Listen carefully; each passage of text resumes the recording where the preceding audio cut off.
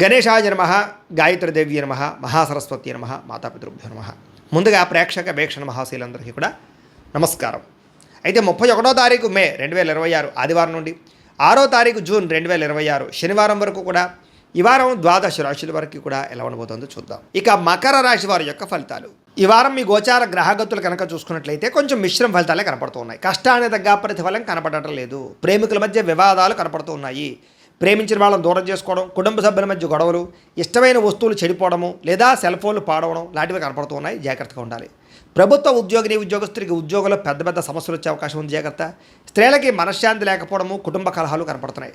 సంతకాల విషయంలోనూ, డాక్యుమెంట్ విషయంలోనూ, రిజిస్ట్రేషన్ విషయంలోనూ, పెట్టుబడుల విషయంలోనూ ఎక్కువ జాగ్రత్తలు తీసుకోవాలి. శత్రువులు బాగా ఇబ్బంది పెడుతున్నారు. గొడవలు అధికంగా కనపడుతూ ఉన్నాయి.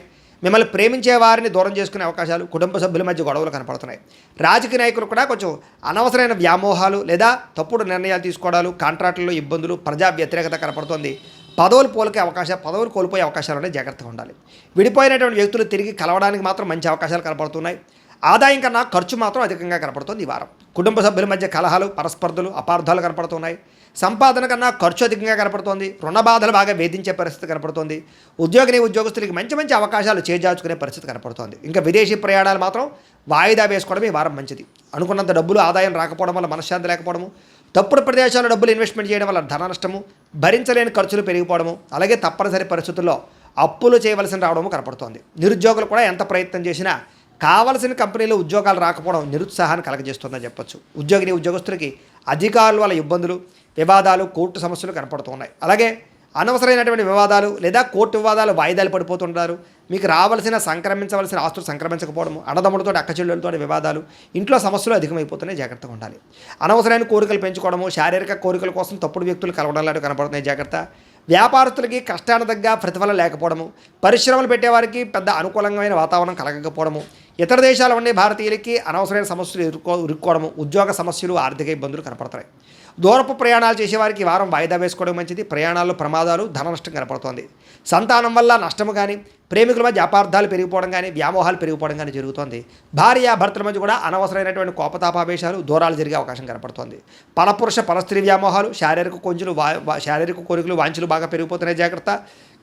అనవసరమైన వ్యక్తులతో గొడవ పెట్టుకోవడం వల్ల కూడా కావలసిన వారిని, ప్రేమించిన వారిని దూరం చేసుకునే అవకాశం ఉంది. జాగ్రత్తగా ఉండాలి. అలాగే భార్యాభర్తల మధ్య కూడా చిన్న మనస్పర్ధలు, గొడవలు కనపడుతున్నాయి. వ్యాపారం చేసేటప్పుడు మొదట్లో కొంచెం ఇబ్బందులు తలెత్తినా మళ్ళీ వ్యాపారంలో కొంచెం పుంజుకుంటుంది. కంగారు మాత్రం పడకండి. ప్రతి చిన్న విషయానికి ఉద్రేకము, కోపతాపావేశాలు కనపడుతున్నాయి. జాగ్రత్త. విద్యార్థులు కూడా చదువు పట్ల దృష్టి పెట్టకుండా అనవసరమైన వ్యామోహాలు పెంచుకుంటారు. జాగ్రత్తలు తీసుకోవాలి. ఉద్యోగస్తులకి శ్రమకు తగ్గ ఫలితం కనపడటం లేదు. తోటి ఉద్యోగస్తులతోటి అభిప్రాయ భేదాలు కనపడుతూ ఉన్నాయి. స్త్రీలకి సంతానం వల్ల సమస్యలు, కుటుంబ కలహాలు, విలువైన వస్తువులు పోగొట్టుకోవడము, పుట్టింటి నుంచి చెడు వార్త వినడంతో పాటుగా ఉద్యోగాలు చేసే చోట ఇబ్బందులు కనపడుతూ ఉన్నాయి. వ్యాపారస్తులకి సామాన్య లాభాలు, వ్యాపారంలో ఆర్థిక ఇబ్బందులు, రుణబాధలు లేదా డబ్బులు రొటేషన్ అవ్వకపోవడం, మొండి బకాయిలు కనపడుతున్నాయి. కాబట్టి జాగ్రత్త తీసుకోవాల్సిందిగా తెలియజేస్తూ, అయితే పరిహారాలని మా పీఠంలో ఉండే బ్రాహ్మణుల ద్వారా ఈ రకంగా జపాలు అని, ఈ రకంగా మండప ఆరాధనలు, ఈ రకంగా అభిషేకాలు, ఈ రకంగా హోమాలు నిర్వర్తింపచేసి వీటికి సంబంధించినటువంటి ప్రసాదాన్ని మీకు కొరియర్ ద్వారా పంపించే ప్రయత్నం చేస్తాం.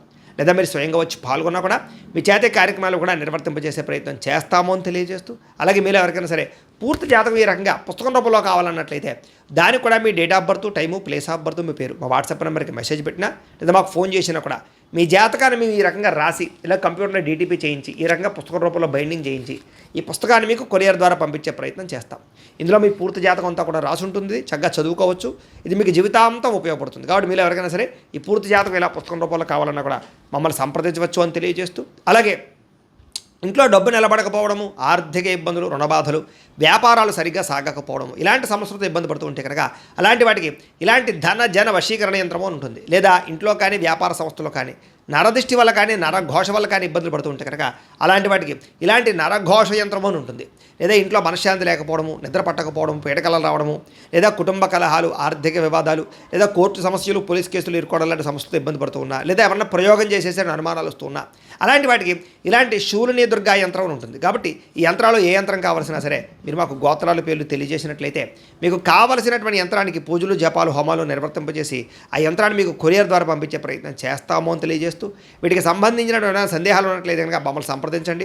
అలాగే ఇప్పటిదాకా మేము చెప్పినటువంటి ఈ ఫలితాలన్నీ కూడా మీకు దగ్గరగా వచ్చేయలేదా అనే విషయాన్ని కింద కామెంట్ రూపంలో తెలియజేయండి. అలాగే ఈ వీడియో కనుక మీకు నచ్చినట్లయితే ఖచ్చితంగా లైక్ చేయండి, అందరికీ షేర్ చేయండి. ఇంకా ఎవరైనా ఛానల్ కనుక సబ్స్క్రైబ్ చేసుకోకుండా ఉన్నట్లయితే కనుక కాస్త సబ్స్క్రైబ్ కూడా చేసుకోవాల్సిందిగా మనస్ఫూర్తిగా ఆశిస్తూ గోబ్రాహ్మణేభ్యః శుభమస్తు నిత్యం. లోకా సమస్తాః సుఖినో భవంతు. స్వస్తి.